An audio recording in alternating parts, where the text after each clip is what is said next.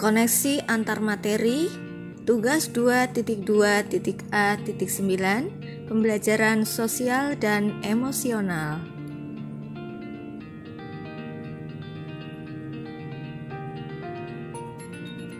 Berikutnya adalah pemahaman tentang pembelajaran sosial emosional. Pembelajaran sosial emosional atau PSE adalah pembelajaran yang dilakukan secara kolaboratif seluruh komunitas sekolah. Pembelajaran sosial emosional berisi keterampilan-keterampilan yang dibutuhkan anak untuk dapat bertahan dalam masalah sekaligus memiliki kemampuan memecahkannya, mengajarkan mereka menjadi orang yang baik, memberikan keseimbangan pada individu, dan mengembangkan kompetensi personal yang dibutuhkan untuk dapat menjadi sukses. Pembelajaran sosial emosional dapat diberikan dalam 3 ruang lingkup, yaitu rutin, terintegrasi dalam mata pelajaran, dan protokol.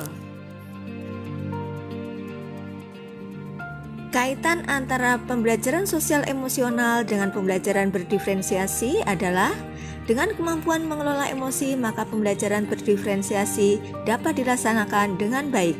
Bila seorang guru memahami PSE, maka dalam melaksanakan strategi penerapan berdiferensiasi, guru dapat mengambil teknik pembelajaran yang tepat. Dalam proses pembelajaran sering terjadi permasalahan dalam interaksi sosial murid, maka dengan teknik PSE dapat membantu guru untuk memudahkan solusi dan pengambilan keputusan yang bertanggung jawab. Ada 5 kompetensi sosial emosional yang harus dimiliki oleh seorang guru. 1. Kompetensi kesadaran diri. 2. Kompetensi manajemen diri. 3. Kompetensi kesadaran sosial dan empati. 4. Kompetensi kemampuan berelasi, resiliensi. Dan kelima, kompetensi pembuatan keputusan yang bertanggung jawab. Kaitan PSE dengan modul sebelumnya.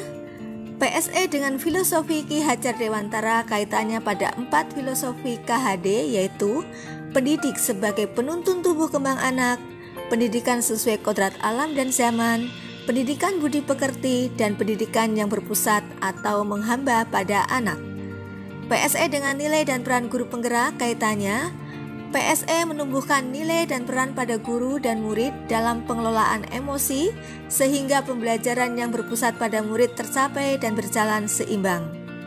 PSE dengan visi murid merdeka kaitannya dengan menerapkan teknik PSE, guru dapat membentuk karakter murid yang beriman, merdeka berekspresi, bahagia, kreatif, mandiri, dan menjadi pembelajar sejati sehingga terwujud profil pelajar Pancasila. PSE dengan disiplin positif kaitannya, melalui PSE, guru dan murid dapat mengenali dan memahami emosi masing-masing yang sedang dirasakan, sehingga mampu mengontrol diri dan dapat menerapkan disiplin positif secara baik sesuai kesadaran diri. Penerapan PSE dalam pembelajaran di kelas. PSE dalam pembelajaran di kelas dapat dilakukan dengan menggunakan beberapa teknik, antara lain identifikasi perasaan, identifikasi emosi, melukis dengan jari, bermain peran, membuat jurnal diri, menulis ucapan terima kasih, dan lain-lain. Teknik ini dapat dipadukan dengan RPP berdiferensiasi sehingga diharapkan guru mampu menerapkan pembelajaran yang berdiferensiasi di kelas sesuai dengan gaya belajar murid, yaitu visual, auditori, dan kinestetik guna mewujudkan merdeka belajar. Relaksasi. Relaksasi dari semua kegiatan yang kadang membuat kita merasa tertekan.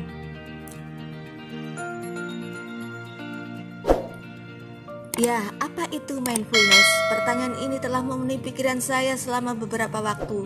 Sebuah kata yang mungkin terdengar lazim bagi kita semua, tetapi saya terus bertanya kepada diri sendiri, apakah saya benar-benar tahu arti di baliknya? Persepsi awal saya tentang mindfulness mengitari asumsi bahwa hal tersebut hanyalah sebatas keadaan tenang saat mempraktekkan sebuah aktivitas seperti meditasi. Oleh karena itu, saya selalu memiliki pola pikir bahwa hal tersebut hanya dilakukan oleh penganut ajaran Buddha. Namun setelah mengetahui bahwa konsep mindfulness mencangkup jauh lebih dari itu, saya menyadari bahwa saya telah mempraktekannya jauh sebelum mindfulness diperkenalkan kepada saya. Mindfulness bukanlah sesuatu yang menjadi milik satu kelompok tertentu. Hal tersebut pun tidak hanya dipraktekkan melalui diam. Hal tersebut bukanlah sebuah kegiatan tersendiri, melainkan metode tentang cara melakukan sebuah aktivitas. Mindfulness cenderung menjawab pertanyaan bagaimana daripada apa. Mindfulness mengajarkan saya untuk hadir sepenuhnya dan menyadari keadaan terkini saya, serta memberikan respon yang paling tepat dalam keadaan apapun.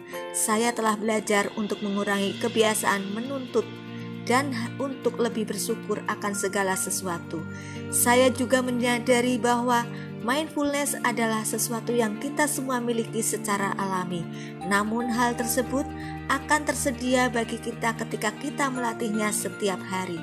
Tetapi setelah mengetahui berbagai manfaat dari mempraktikkan mindfulness, masih cukup menantang bagi saya untuk menerapkannya di dalam setiap kegiatan.